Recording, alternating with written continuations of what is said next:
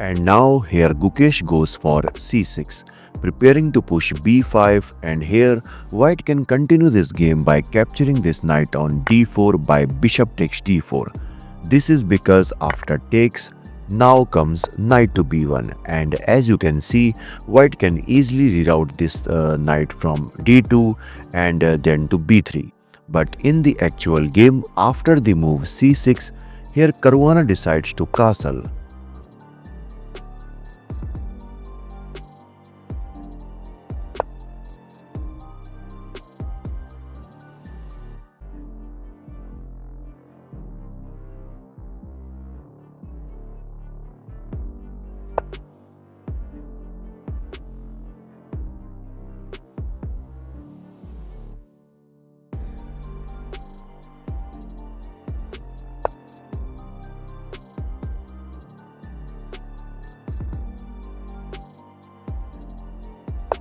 And here Gukesh finds a great move, bishop to g4.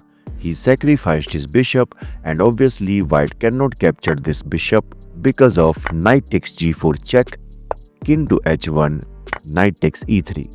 And you can see in the next move white has to lose his rook. So that's why after bishop to g4, here Caruana goes for bishop takes d4.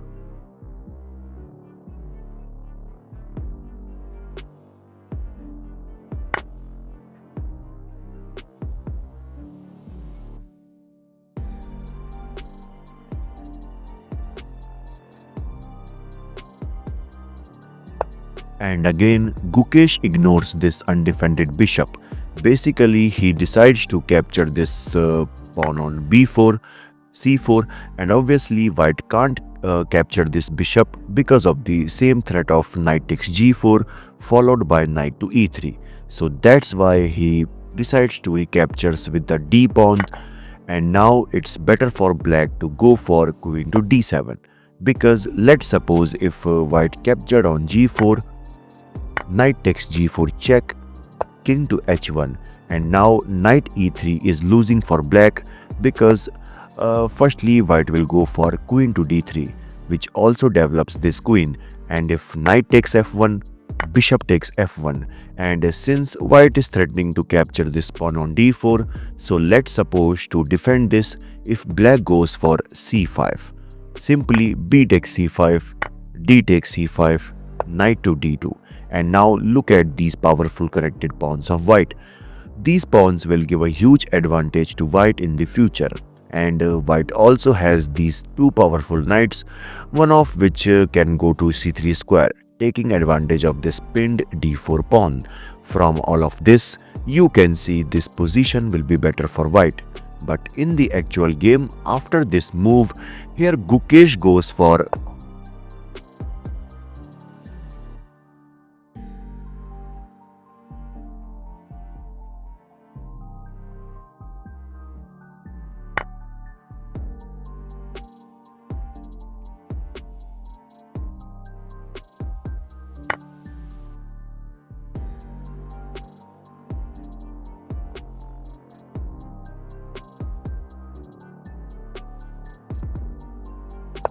and now it's better to go for knight to e3, but Gukesh decides to bring his queen to f6.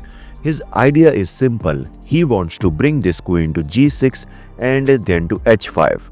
And here the best move for white is to bring this knight to d2, bringing this knight into the game, and now there are multiple ways for black to continue this game. Black can either push this pawn to d3, or maybe he can go for knight to e3. But let's suppose if black goes for queen to g6 with the same idea of queen to h5 check, but white can easily tackle this by knight to g1. And if queen to h5 check, simply bishop to h3. And now you can see everything is well protected, whereas this knight got pinned. So that's why this position will be winning for white. But after the move queen to f6, here Caruana blunders by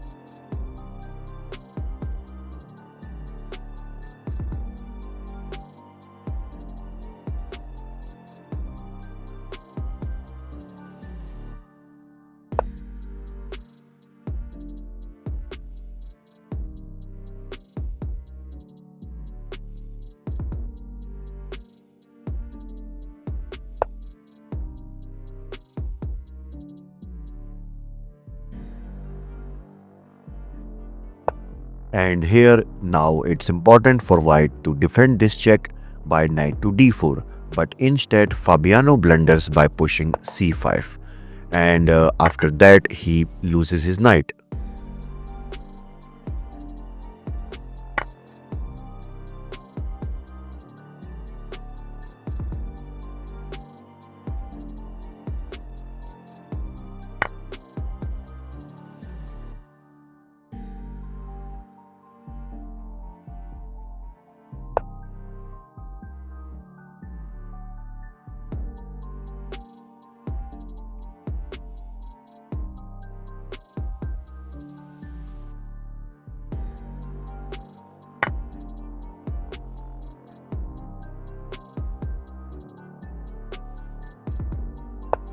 And obviously black cannot capture this rook because then he will lose all of his advantage.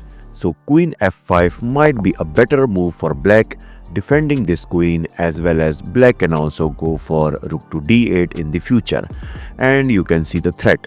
But in the actual game, after the move rook to f2, here black goes for queen to e6. He wants to give a check from e1 square, but Caruana can easily tackle this by playing king to h2.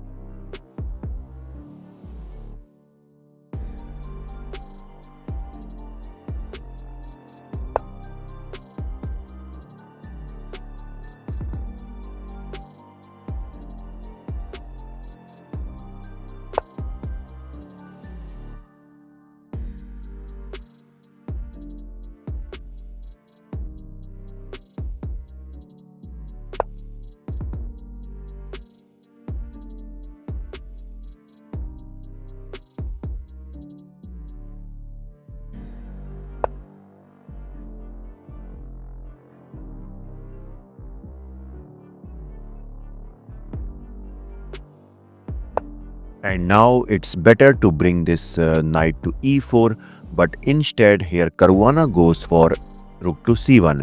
And the problem with that move is now Gukesh simply brings his rook to d3, creating pressure over this knight, and to defend this, Caruana brings his queen to e2, pinning this rook. And now to win this game, Gukesh has to just find this crazy move b2, giving up this b pawn.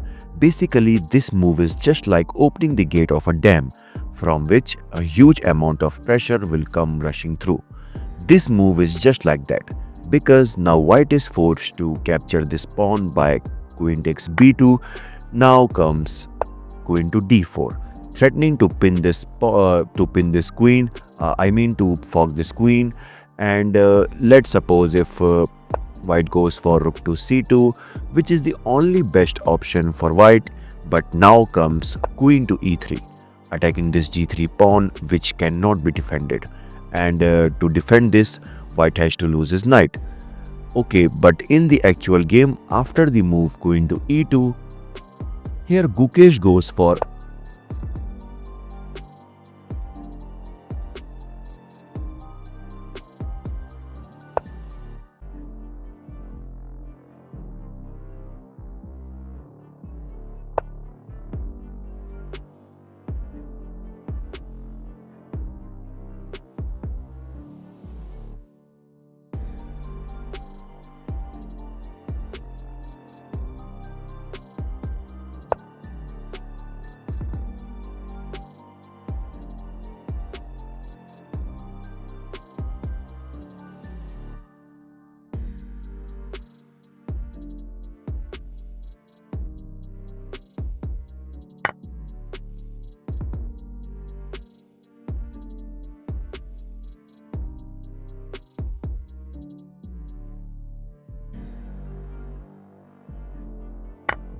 and since this c5 pawn is attacked, so black can go for rook to d5, because if knight takes c5, here black can actually sacrifice his rook by rook takes c5, because if rook takes c5, simply b2. And now you can see no one can stop this b pawn from promotion, because this b5 square is already covered by this pawn, and obviously white cannot even go back to this c1 square because it is already covered by this b2 pawn. But in the actual game, after the move knight takes e4, here Gukesh goes for.